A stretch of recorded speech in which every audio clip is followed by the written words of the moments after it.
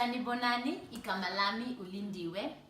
Welcome to Zulumite Word of the Day Kitchen Vocabulary Series. Today's word is hluba, which means to peel.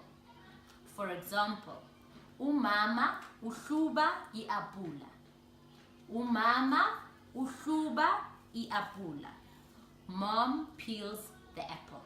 Umama uhluba iapula. Another example for peel would be uhluba amazambane. Uhluba amazambane, which means you peel the potatoes. Uhluba amazambane. Bese usiga amazambane. Bese usiga amazambane, which means then you peel and cut the potatoes.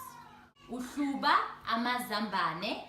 Uhluba amazambane, bese usiga amazambane, which means you peel the potatoes and then you cut the potatoes. Okay, so amazambane is the plural for potatoes.